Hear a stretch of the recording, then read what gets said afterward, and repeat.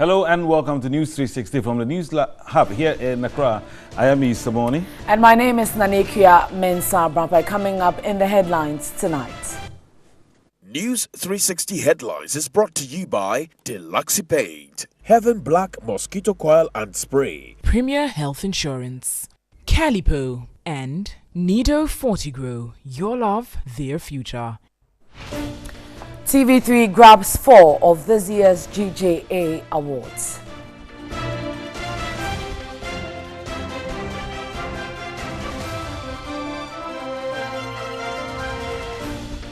Chiefs and people of proposed Uti region dare aggrieved groups to seek legal redress if they feel cheated in the process of creating the new region.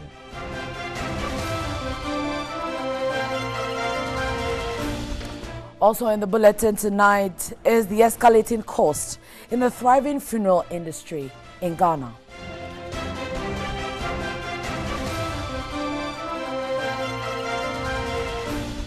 Banda District Chief Executive Emmanuel Atta Tatablata commends TV3 for highlighting challenges in the education and health sectors through its Star Ghana funded project mission. And later on the foreign front, names of the 11 people killed in Saturday's attack on a synagogue in Pittsburgh released.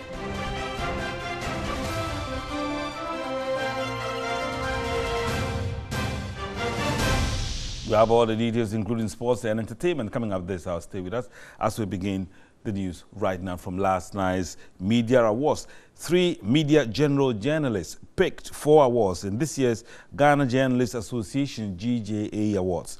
Portia Gabor and Stanley Blue grabbed an award each, while Peter Kwadato received 2 for their life-changing stories in 2017. The theme for this year's event was State of Investigative Journalism, Boundaries of Privacy and Borders of Public Interest. Anchor and multiple award-winning journalist Portia Gabo received the Best Environmental Reporting Award in the electronic category with a 2017 story which highlighted the effects of plastic waste in the country. Plastic waste menace in this country would simply not go away. Here at Teshi Sangwena, it looks as if this place is the final resting place of most plastics that we consume. Instead of tourists coming here to enjoy the scenery, they are confronted and greeted with this.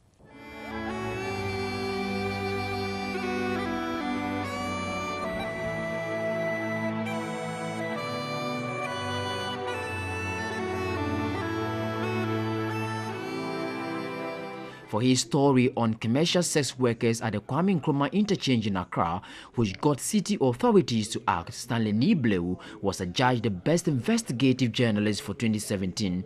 The GJA awards you the Best Investigative Reporter. This goes to Stanley Nibleu of TV3. Peter Kwadato was adjudged the Best Journalist in Education Reporting in Television category and the overall Best Journalist in the Electronic category. His awards were the results of 2 exceptional stories, one about a blind and deaf student who defied all odds to get education and the other about smuggled expired sardines into the country. But for his expose, the expired sardines which were in a rotten stage would have ended up at the various markets. The awards marked another milestone for the Media General Group, the parent company of TV3, 3FM, Onua FM, 3news.com, Connect FM, Akuma FM and Addisa Productions, which recently swept 6 awards in the Radio and Television Personality Awards. Guest Speaker Chief Justice Sophia Kofu admonished the media to be circumspect in drawing the line between privacy and a quest to protect the public. When we're dealing with privacy and the public interest must never take away privacy, and privacy must never override public interest. And it's a very, very delicate balance, and it takes a lot of wisdom and a lot of self-introspection. It also takes a lot of research and a lot of self-information when you are a media practitioner, so as you don't fall foul. Information Minister Designate Kojo Nkrumah called on media managers to place premium on the welfare of his workers. The opening up of the media landscape in Ghana has been characterized by the growth of media houses with various interests. The expansion and the improvement in the sector, however, has not translated into a corresponding improvement in the welfare and conditions of service of a lot of media practitioners. Practitioners are some of the least paid professionals in Ghanaian industry today, and that, I'm sure you would agree with me, is not good enough. City FM's Bernard Avle was adjudged the 2017 Journalist of the Year. More than 30 journalists were awarded at the event, while persons who contributed to the growth of the media industry were offered honorary membership of the Ghana Journalists Association. All right, so congratulations are in order for our 3 awardees, adding up to the already existing awards that we have for the year. I must say it's been an exciting year. Absolutely. We're glad we have some of the best journalists at Media General here. Congratulations to all of you. All right, so you would want to hear more about their stories. You would want to join them tomorrow on New Day as we hear more about how they went about their stories to change the lives of individuals. But let's move on now to some more, onto one of our headline stories tonight. And the chiefs and people of the proposed OT region have dared aggrieved groups from the southern Volta to seek legal redress if they feel cheated by the process in creating the new region. Acting Paramount Chief of Buem Traditional Area and Nifahene of Buem, Nana Oprao Ekuamwa the 8th, insisted the creation of regions is a constitutional mandate vested in the hands of the president. There has been ongoing agitations from a section of the people in the southern sector of the Volta region, including some prominent chiefs, over the proposed carving out of OT from the Volta region. Among the concerns raised by the various opposing groups are alleged discrimination on the part of the Commission of Inquiry, and that development is not necessarily hinged on the size of an area. But the people of the proposed OT region say they felt insulted by the stance taken by the chiefs and people of the south. Responding to the issues being raised, the acting paramount chief of Buem Traditional Area and the Nifahene of Buem, Nana Oprao Ekuamwa the 8th, insisted those agitating need education. It is not the president or government that is splitting the region. It is rather the people of these areas that are demanding the split for stated reasons. He maintained the exercise is a constitutional mandate initiated by the affected people who are the owners of the land. Addressing the 14th Buem Congress, Nana Ekuamwa maintained the action of the concerned groups is an embarrassment to the region and advised them to seek legal redress. The lands of OT region have been undisputedly owned by its people, who do not pay allegiance to any chief anywhere, and that they can head to the courts if they have any resentment. Nana Oprao Ekuamwa the 8th assured they will do everything within their power to ensure the realization of their long struggle. They need to exercise restraint and decorum in their utterances and stop emitting fire at the least opportunity. We of the OT enclave can't be perturbed nor derailed in our cause. We will continue to seek the creation of the OT region in a peaceful manner. The 2018 Buem Congress was on the theme, the creation of OT region benefits to Buem. And now, laying your loved ones to rest is big business in Ghana, as bereaved families have had to spend huge sums of money on funerals. As the financial burden on surviving relatives increase, many are putting money aside for extravagant arrangements. Here's a story by Pakwesi Asare. Mr. Isaac Kusi lost his wife a year ago to kidney failure. The family's grief was compounded by concerns over funeral arrangements and expenses. When my wife died, I didn't have money. It was very difficult. I had to go and borrow from my boss, else it would have been very difficult. In Ghana today, an average funeral costs about 30,000 cedis, but some spend up to about 5 times that figure. The high cost involved in arranging funerals has led companies to come up with innovative measures. To cover this cost, many people have taken on funeral plans for themselves and their extended families. As a result, the industry is seeing a relative boom. It is rapidly growing as more Ghanaians take on policies. This is Transition, a funeral home in Hacho. From its iconic and state-of-the-art facility, the company provides a bouquet of funeral products and services, pre-funeral arranging and post-funeral arranging. It includes chapel services, hearse services, reception services, caskets, morgue services, pallbearing services, and even tombstones. Jordan Smith is General Manager of Transition. You can use your policy at transitions to get the services, which also is actually cost saving. When people look at our building, they look at our vehicles, there's an assumption that we are very expensive and we only cater for a certain class of people, which is not really the case. I mean, you can get services here from as little as 3,000 to as much as 50,000. The company does everything from embalming to arranging a full funeral service, as explained by Genevieve Cornelius, Head of Operations. The insurance focuses on the core service, the storage, the embalming, the hearse, the casket, and the removal. We provide graveside decoration. Graveside decoration talks about at the graveside, lowering devices. We don't use ropes to lower the loved one into the grave. We believe they must go peacefully and gracefully. Another growing sector in the funeral business is headstones. This is Gethsemane at East Legon.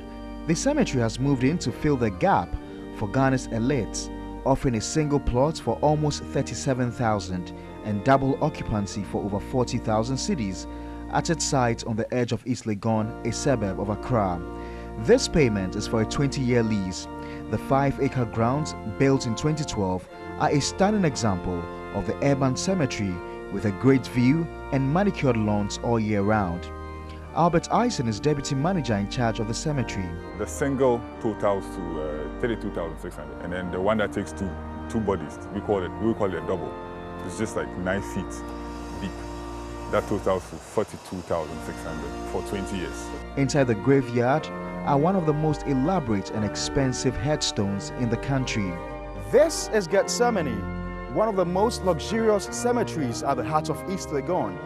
Great and famous men, including Professor Kwapong, Professor K.B. Asante, and renowned lawyer Eko Awono, were all laid to rest right here at Gethsemane. As you can see, most of these beautiful headstones were made of granite and cost almost 10,000 cedis. But do these expensive memorials speak to the Ghanaian culture of excessive spending on their dead? For Albert, how much you spend on a funeral is a matter of personal preference. I believe this is a man's last resting place, and as such, it's very important for you to get a resting ground for your beloved. I feel if you really cherish your beloved one, you would really want to bring the person here. We have identified a niche in the market, so there is a need. I mean, funerals are very, very, very big in Ghana, and the families really want to give their loved one a very befitting farewell. So we have come in and we've provided the services that the family needs. Funeral companies employ hundreds of workers nationwide, but there's growing concern around regulation, with countless businesses regularly spreading up in order to cash in on this lucrative sector. This industry is not regulated, so we don't have a lot of statistics. So we use our own, we try and formulate our own data. So from the data that we have formulated, and just with also, we have relationships with other funeral homes as well. So just in interaction with them, I think we have gained about 15% of the market. Culturally for Ghanaians, it is important to give your loved ones a fitting farewell as a sign of respect for the dead. So if you haven't yet thought about a possible budget for funeral, maybe it's time to start. Pakwisi Asari, TV3.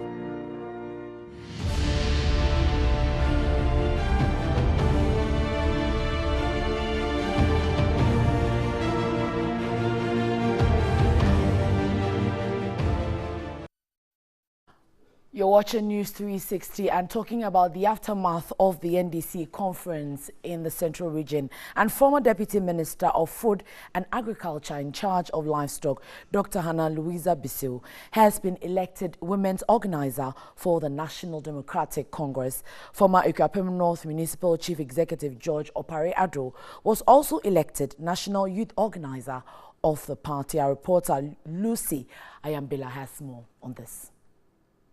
27 candidates vied for the 4 positions. Former Tano South MP and Deputy Minister of Food and Agriculture in charge of livestock, Dr. Hannah Louisa Bissell, was elected Women's Organizer, having secured 446 votes, and beating her closest contender, Zainab Joyce Mahama, who had 252 votes. Mamiofo Sechi Edu polled 271 votes to be elected First Deputy Women's Organizer, whilst Abigail Akwambia Elom Mensa got the Second Deputy Women's Organizer position with 249 votes. For the Youth Organizer position, George Opare Addo won with 523 votes to beat his closest contender, Yao Broja Jemfi, who got 396 votes. Eric Agbana polled 396 votes to become the First Deputy Youth Organizer, whilst Ruth De Lacedo secured the Second Deputy Youth Organizer position with 341 votes. And let's stay with the NDC as the newly elected officers hinted on their strategy to galvanize support for the party to win the 2020 general elections. What I'm going to bring on board is a leadership that will encourage, a leadership that will move, a leadership that will work with a team, that will mobilize the grassroots with the right information, with a coordinated program for Victory 2020. We have a number of things in stock for the party. As new leadership, we will sit down as a team and decide what exactly we want to do with the youth wing. And I believe that we will propel a youth wing, or will lead a youth wing that will bring the NDC back to power. But I can tell you that the NDC youth wing will be strategic, effective and radical. That I can promise you. We formulated a program called the Pablo Project, premised on 5 thematic areas: decentralization of the youth wing, building a youth welfare system, a youth empowerment, and then most importantly, a social democratic center, and what I call the team drive. These are things I'm bringing on board to make the NDC youth wing work again. And I can assure the good people of this country, they will get effective representation at the youth wing. I'm promising my women's wing that we will forge unity, we will make sure that we will come together, work, mobilize, and make sure that 2020 is ours. Again, still on the aftermath, Chairman of the Election Committee of the National Democratic Congress, Kofi Ato, says the party will involve all members, including those at the grassroots, in order to win the 2020 general elections. And he made the observation after the National Women and Youth Conference at Gomwa Fete in the Central Region ended. It has been very competitive. It has been very well organized, and I think the comportment of our delegates have been very excellent. This is one of the most successful conferences that we have organized, and I know that the results actually reflect the feeling of the people on the ground.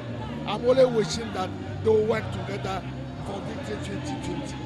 We have learned a lot here, and we'll apply it to the November 17th. From Wednesday, we'll start meeting again, and you know that will even be more successful than this one. There we are expecting about 9,000 delegates to vote and about another 5,000 people as observers. So we are getting ready for about 15,000 people at the pavilion in Trade Fair. He thanked delegates and supporters for the successful conference. We always improve Ghana when we come. When we take loans, we do infrastructure, we do social activities. People have taken loans, and up to now we don't know what they have done with it. So when we get back to power in 2020, we would apply our manifesto that we are putting together now. You're on NEWS360. We'll return shortly with Mission. And of course, we'll be going to the Pandai district where the District Chief Executive Emmanuel Blatter commends TV3 for highlighting challenges in education and the health sector. Stay with us.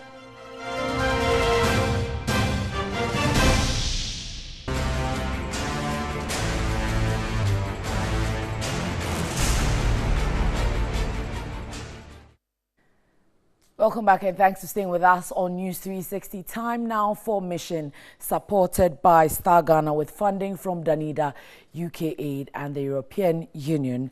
Beginning with tonight, the Pandai District Chief Executive Emmanuel Blatter has commended TV3 for using its platform to highlight some of the challenges in the education and health sectors. The extensive news coverage of some districts in the northern region, he noted, has resulted in stakeholders' resolve to address the problems.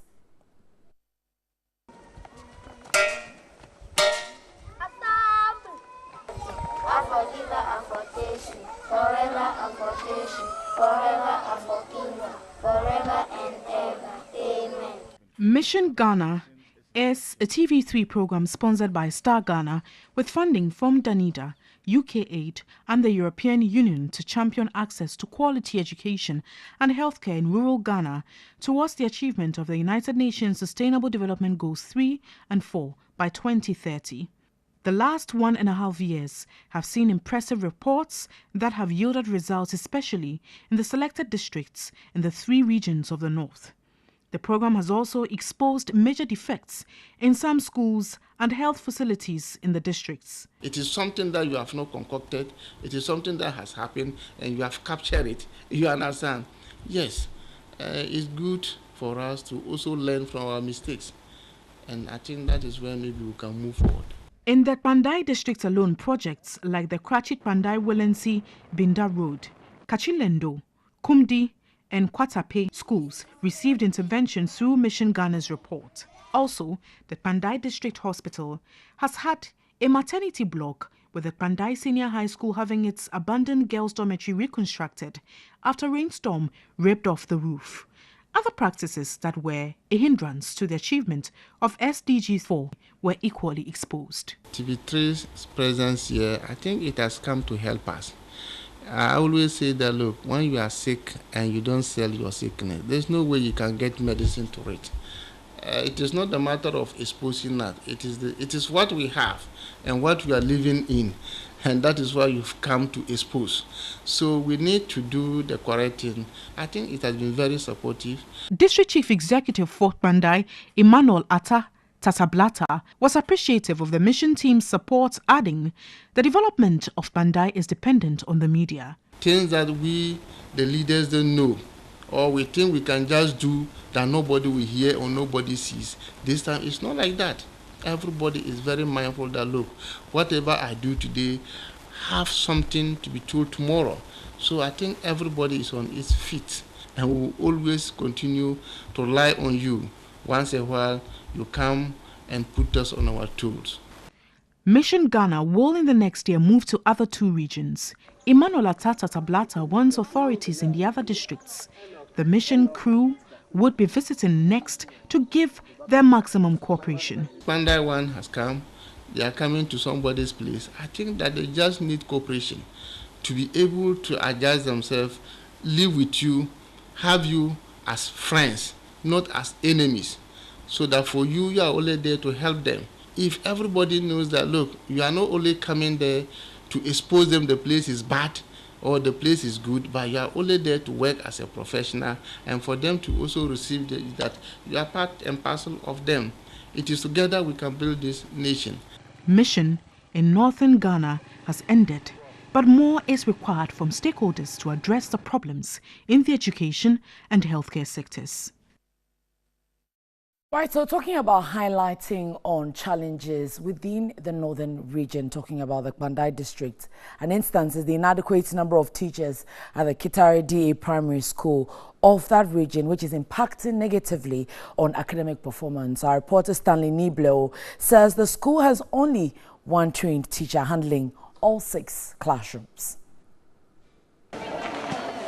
Established more than 3 decades ago as a public learning institution, the Kitari Basic School has provided tuition to more than 10,000 pupils. Currently, the school has a total enrollment of 867, but teaching and learning is poor due to lack of teachers. Previously, 2 trained teachers were in charge of all 6 classes, but one has been transferred, leaving only one to handle classes 1 to 6.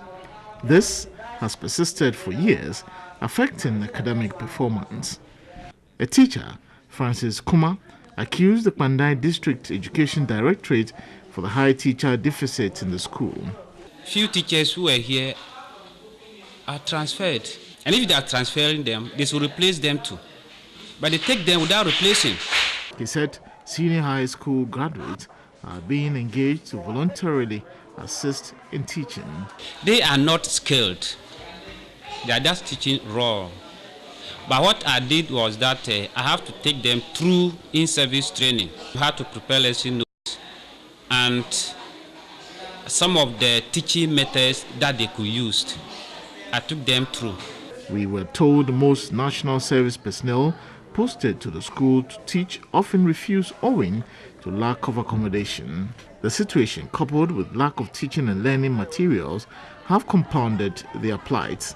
But the district chief executive for Pandai, Emmanuel Atta Tatablata, assures school authorities of his outfit's intervention. Kitari's issue, I am much aware of it, and we are working to resolve those matters in Kitari. How soon? Oh, when I say very soon, I'm not trying to use the Bible soon. I mean very soon. It will not take us more than 1 month, and that problem will be fixed. The constant poor performance of government schools compelled a resident to establish the Kitari Winners Academy, but that also is struggling to survive, as pupils often have to bring their own chairs from home to sit on. The kind of chair one brings determines the financial strength of the parents. Proprietor of the school, Mark Mensah, who expressed worry about the dwindling quality education in the district, attributed the trend to lack of will on the part of key stakeholders. And when teachers come actually to this place, most of them don't stay. They are not regular. That one must be. So it makes teaching a bit difficult. The Kitari Winners Academy also provides education to people in the Nkwanta South district, but pupils from Nkwanta South are compelled to cross the Oti River on a weak canoe to school each day.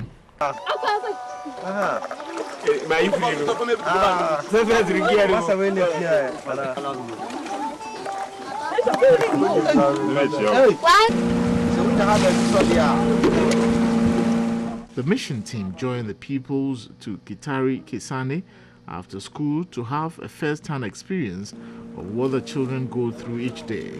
Each time the pupils are on board the canoe, one volunteers to scoop water to prevent it from sinking because the canoe is not properly maintained. These were some of the reactions from the children. We feel like maybe we will die because as we are crossing, the wind have been blowing.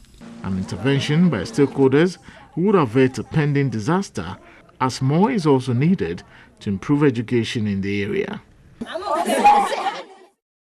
And as we report, we await results from the key stakeholders. But that's our mission for tonight, supported by Star Ghana with funding from Danida, UK Aid, and the European Union.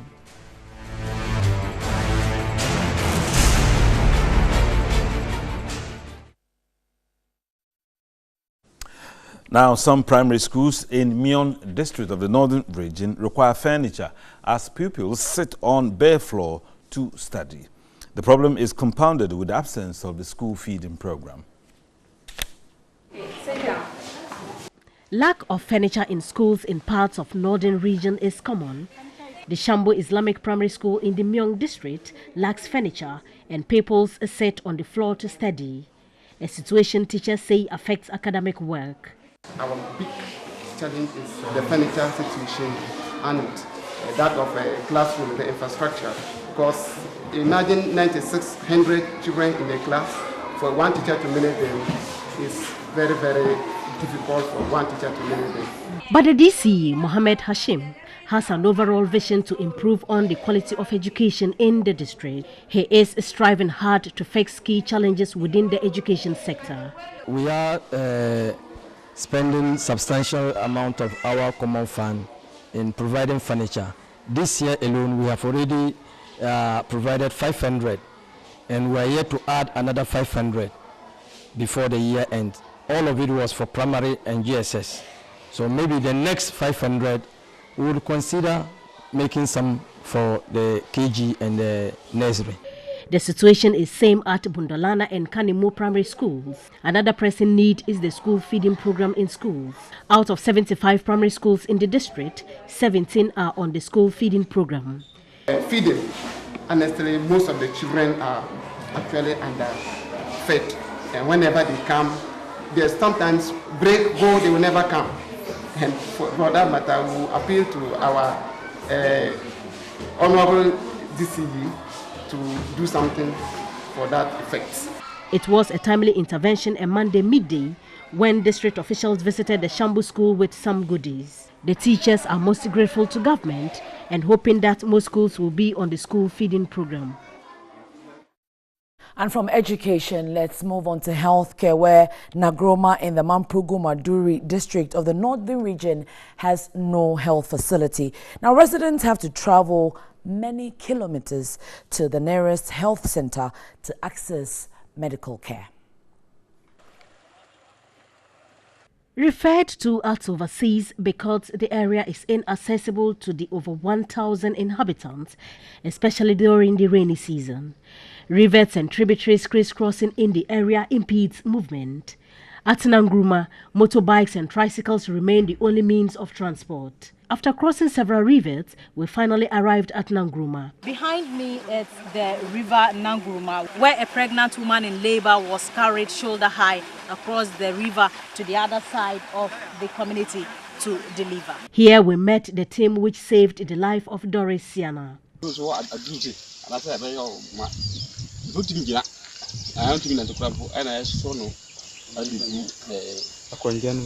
We arrived at Doris's home to meet her sister, Akuz Siana. She told us Doris could only be taken to a health facility at EZC after 3 days in labor.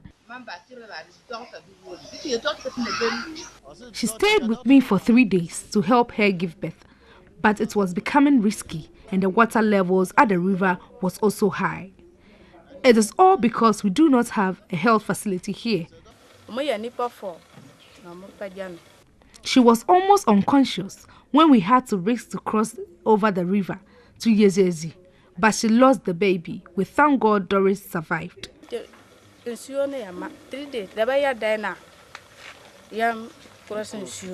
The rainy season has been the bane of residents, especially pregnant women at Nangruma. And of course herself lost her twins last year in the same way. I almost died last year when I was in labor in the night and the river was overflowing. I stayed 3 days in labor and I was sent to the same facility at Yezezi, but I lost my twins.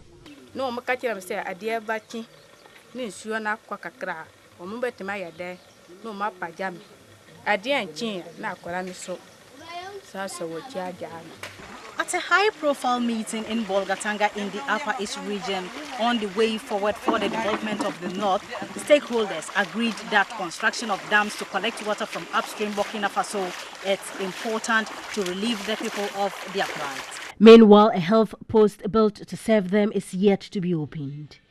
TV3 has been following up on the facility, and the District Health Director Titus Winnie, in an interview, promised to double efforts to open the facility, but that is yet to be fulfilled. And from the northern region, let's drop a step down to the Brunafo region, where 3 persons allegedly killed during this year's Wulufie Festival at Japekrom in the Brunafo region have been buried. The Yomahin of the Japekrom traditional area, Nana Etrun Konkuchia, wants government to bring the perpetrators to book. Here's a report by Johnson Tichi. The 3 were the Mrantehini of Japekrom, Nana Atasina, 42, Kwame Ima, 16, and a 1-year 2-month-old baby boy who were allegedly shot to death. The final funeral rites will be announced after the curfew imposed in the area is lifted. The Omahini of the Japekrom traditional area, Nana Etru Nkunkunchia, wants government to ensure peace is restored in the town. It's like the law enforcement agencies will do all within their power to make sure they will bring to book these criminals. And I call them criminals, and they are not men. That means they are just not men, because a man will have to face his fellow man with a gun. You don't go and spray bullets on armless little kids and women and elderly. Some citizens of Japekrom, including chiefs and elders who had gone to another town, Mpuesu, to perform traditional rites in the Mpuesu River as part of the celebration of the Munufie festival, were returning to Japekrom when the incident happened. In the process, some unknown persons fired gunshots from a building into the crowd, leading to the death of the Mrantehini and 2 others. Japekrom and Drobo have had a long-standing land dispute which had travelled from the High Court through the Court of Appeal to the Supreme Court. You're watching News 360. We're taking a breather. When we return, we have sports next. Stay with us.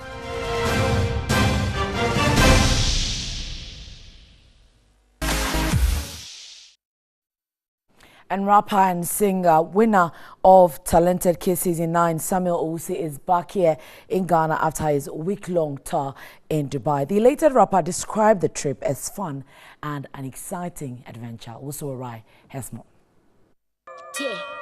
Beat Bank.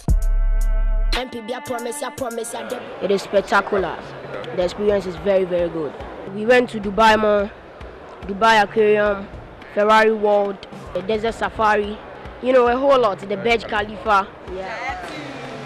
The Talented Kids Season 9 winner touched down on Saturday afternoon after days of touring some of Dubai's amazing attraction sites. The tourism destination is highly regarded for its breathtaking attractions and ultra-modern architecture.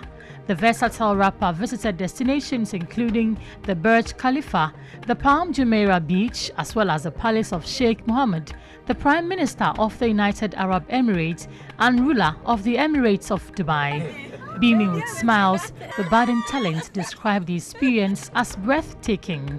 You know, it's very good for me to, you know, get exposure. The young rapper had a spectacular experience enjoying a camel ride at the Desert Safari.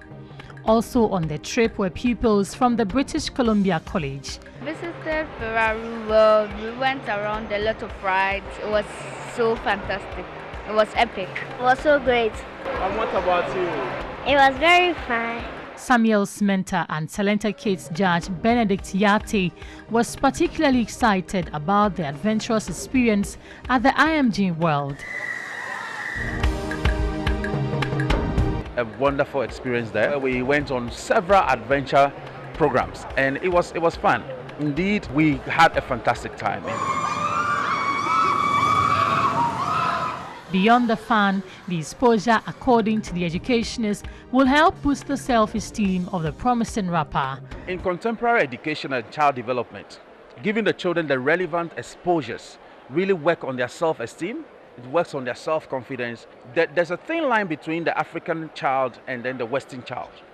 They can do so many things, but because the Western child has a lot of exposure, normally they dominate over African children. But giving this boy such an experience, trust me, he can now match every child from any part of the globe because he's seen it all. It wasn't like watching it in movies or seeing it on TV. It was a wonderful experience. Samuel Owusu's family were at the airport to welcome him. And certainly the young rapper is delighted at the Dubai experience, but being surprised with the brand new iPhone 7 was the icing on the cake. Let's now watch how Samuel Owusu Dubai trip was crowned. Go straight to your bed. You find a small bag. Take the bag, check whatever you find in the bag. After everything, come back and show whatever you find in the bag to me, okay?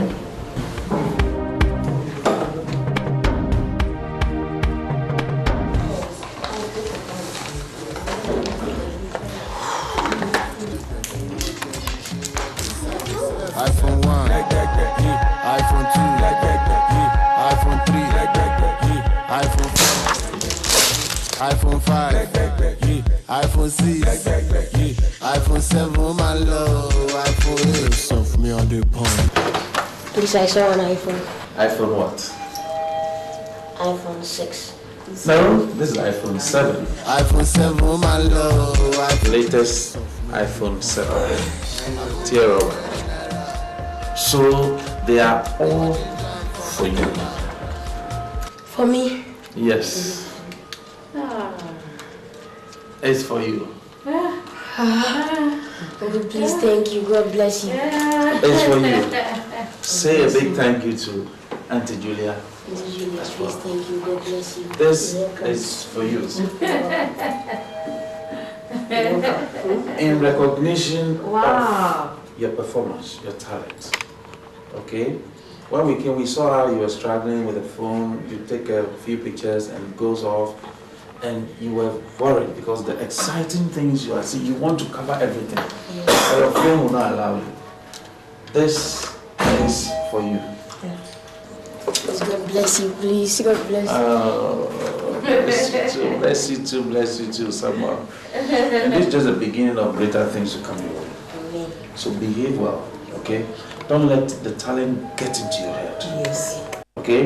The same way you have started in the humble note, maintain it, and God will take you places. Thank you. You're welcome. You're welcome. Oh yeah, phone on leg back then. Say thank you to Auntie and Uncle Benedict for me. iPhone 7. iPhone 7, tear over and curse you. Oh yeah, phone on leg back then. I'm waiting for someone to surprise me with a tear-over phone. Well, let's move on to some more. And Ghana's dancehall superstar Shatta Wale and Nigeria's Olamide and Tiwa Savage thrilled patrons at the BF Suma concert, which came off Saturday night at the Fantasy Dome here in Accra. And patrons got their money's worth as the stars took turns to wow them with amazing performances. Naf Kliba has more.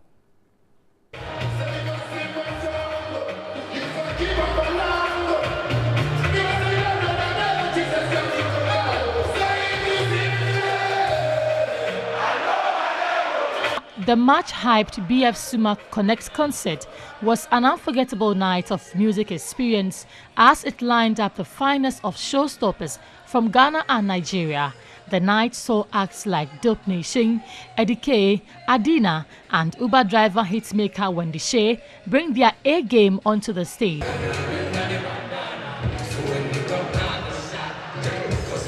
This is your first performance at the Fantasy Dome. What's the experience like for you? It was amazing. I had a very, very great show. I had a great time with the audience and with my dancers. Yeah, I think I'm happy. Links Entertainment's much sought-after duo, Kiddy and Kwame Eugene, treated patrons to their impressive list of hit songs.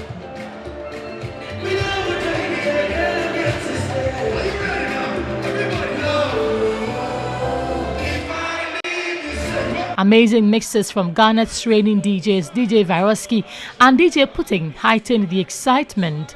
Nigeria's top music stars Tiwa Savage and Olamide took fans on an irresistible jolly ride that got them twisting and chanting to their songs.